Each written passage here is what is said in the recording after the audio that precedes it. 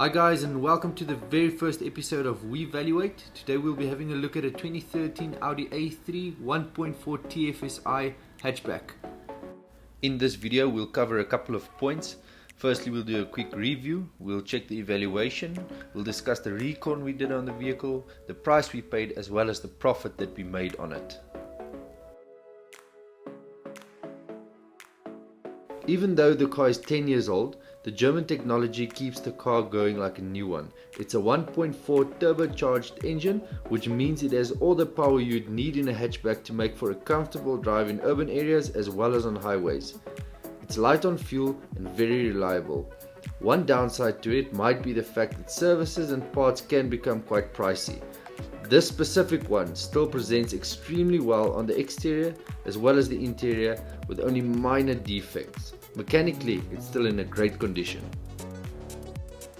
Next, we'll run through the evaluation of the vehicle. Here we'll show you what we look at when we buy used vehicles, and we'll also teach you what to look for. First, you want to start with a 360-degree walk around, taking mental notes of the vehicle and anything that might affect the price.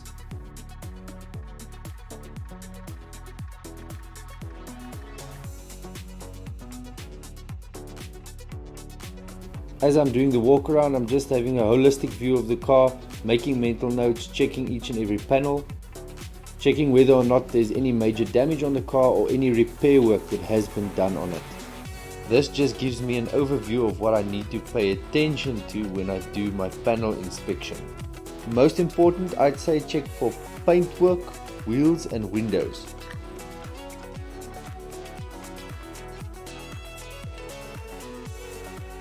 The next part, you just want to stand square with the vehicle on each side and take a picture on your phone. The reason we're doing this is when you take a picture of each side and you're standing square to the vehicle, it's a lot easier to zoom in and out and to check for color differences on vehicle panels. This is to just help you spot any spray work, so if the front and rear doors colors differ, you know there has been an incident and it has been repainted. This also helps you to check for any misalignment on vehicle panels, and it helps when you can zoom in and zoom out on a photo. This part is where you locate the VIN or vehicle identification numbers on the vehicle. Always get 2 to 3 VIN numbers on a vehicle, make sure they all match before you buy it, because it's easy to clone a car when you've got its identity numbers, and that's why I've covered these ones in tape. So on the Audi A3 2013 model 1.4 TFSI, it's in the driver's side door frame. There's a sticker with the VIN number on, and then if you open the engine bay, on the right front quarter panel there on the body, it's been stamped in. If there's any spray work on a vehicle, we'll help you identify it, and it's important to check because now you can investigate to see what the extent of the damage was if you find spray work. Start with each panel individually, make sure that you do a thorough inspection on it. Easy way to identify spray work is if you feel the edge of the panel. If it's smooth, then you're in the clear. If it's extremely rough, then you know it's been resprayed. As you can see on the bonnet, the paint still looks very good. There is a couple of touch-ups on the car that was done, but it's neat, and you can see there's no total spray work on the bonnet, so no major damage. The front bumper also has a couple of stone chips on, but nothing major, nothing that's of concern. The paint on the car is still looking very neat. As you can see, it has not been resprayed. There is a couple of small dents and scratches, but nothing major.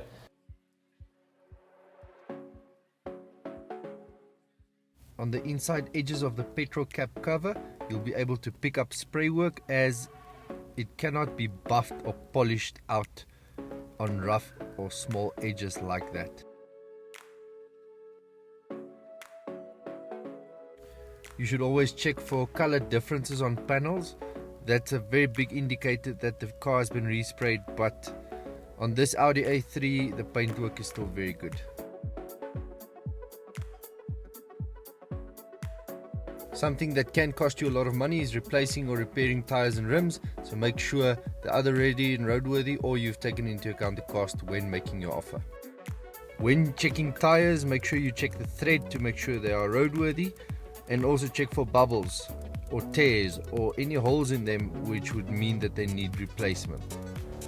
Check for bent or scratched rims. This will cost you money to fix or replace. This car also needs 2 new tires before roadworthy. Checking the engine bay can be a daunting task, as not everyone knows what's happening inside an engine of a vehicle. I'm going to share a couple of tips and tricks.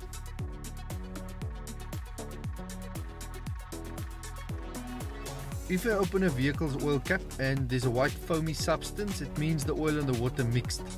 This is a red flag, and I'd advise you not to buy the car unless you are willing to spend a lot of money to fix it. Normally it means the head gasket has blown, but there's a lot of other reasons that might cause this. So if you open the cap and it's clear, check the dipstick to make sure there's enough oil, and then you're good to go. While you're busy in the engine bay, also very important to check for any damage or damage repair that has taken place. So what you want to do is check the 2 chassis legs in the front of the vehicle underneath the engine. If there's any welding or you can see it's bent or it's been straightened, stay away from the car. The structural integrity has been compromised. You can also check the rest of the engine bay and all the crumple zones to make sure there's no damage or damage repair as mentioned.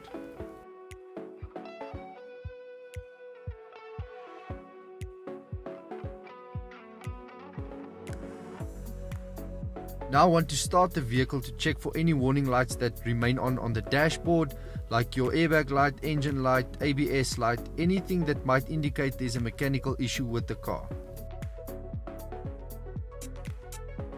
As you can see on this dashboard, there's no warning lights that's on, which is a good sign. It's only the fuel light, and that's quite normal for someone selling their cars to sell it without fuel. A service history is extremely important. This tells you whether or not the vehicle was taken care of mechanically. This vehicle does have a service history. It is however partial, and it's due for a major service. Always use the service history and the kilometers on the clock to verify whether or not it's true mileage. This will also show you whether or not the clocks have been turned back or not.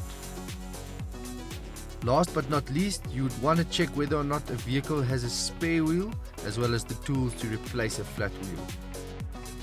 When checking for a spare wheel, don't only check whether or not it's present, check also the thread of the tire, as this will play an important role when putting your car through roadworthy. This Audi has got the spare wheel, the thread is still good, and it has all its tools that it's supposed to have.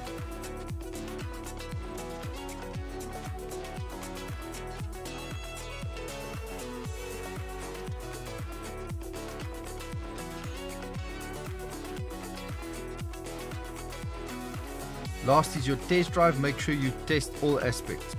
Drive at high speeds, low speeds, over bumps, and take some sharp corners.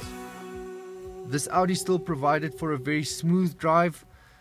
For its age and mileage, it was still in a very good condition. I drove it at high speeds, at low speeds. I took sharp corners and drove it over a couple of speed bumps. There's a couple of boxes that needed to be ticked, and this car ticked all of them. The engine did not overheat. Steering, suspension, gearbox and clutch were all 100%, and therefore I was happy to buy this vehicle.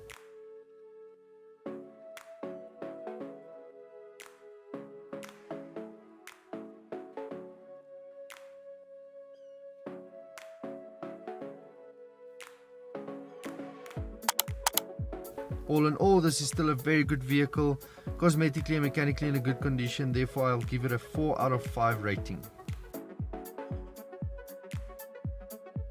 At the time of purchase, trade was 123,500, retail 143,900. A couple of things that affected the price is the high mileage, partial service history, it's due for a service, 2 tires needs replacement, seat and door panel tears, power steering needs to be checked, it's making a buzzing noise, and the car is 10 years and older. As is, we paid 80,000 for it. We spent around 10,000 Rand on the vehicle, fixing a couple of things here and there. In total, it cost us 90,000 Rand for this car. The car sold immediately, and we sold it at 105,000 Rand, which means we made 15,000 Rand on this car. Thank you guys so much for watching this episode. Please like and subscribe to our channel so we can share more of our vehicle flipping journey with you.